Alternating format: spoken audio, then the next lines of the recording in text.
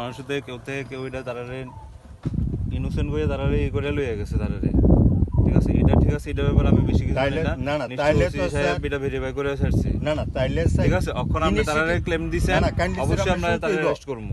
16 তারিখ রাত্রে যখন আমরা ইনিশিয়েটিভ।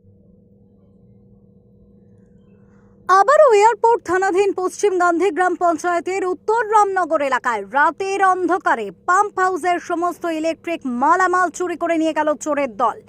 1 বছরের মধ্যে কয়েকটা চুরির ঘটনা সংঘটিত হলো এই পঞ্চায়েতেই। আতঙ্কে দিন কাটাচ্ছে উত্তর রামনগর এলাকাবাসী। প্রশাসনের ভূমিকা ঠুটো জগন্নাথ। গত কয়েকদিন আগে উত্তর রামনগর স্কুলের আসবাবপত্র চুরির সাথে যুক্ত থাকা 2 যুবককে গ্রামবাসীরা মিলে আটক করে এবং পুলিশ প্রশাসনের হাতে তুলে দিলেও পুলিশ কোনো ব্যবস্থা না নিয়েই চোর বাবাজিদের ছেড়ে দেন। এই ঘটনার রেশ কাটতে না কাটতেই গতকাল গভীর রাতে আবারও উত্তর রামনগর স্কুল সংলগ্ন পাম্প হাউসে দুঃসাহসিক চুরির ঘটনা সংঘটিত হয়। যিনি এই পাম্প হাউসটি পরিচালনা করেন তিনি সকালবেলা এসে দেখতে পান পাম্প হাউসের তালা ভাঙা।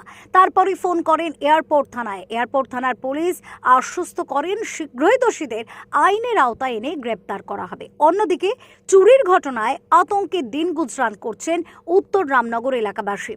এখন প্রশাসনের তরফ থেকে যদি কোনো প্রকার ব্যবস্থা না নেওয়া হয় তাহলে যে কোনো সময় ঘটে যেতে পারে আরও বড় রকমের কোনো দুর্ঘটনা।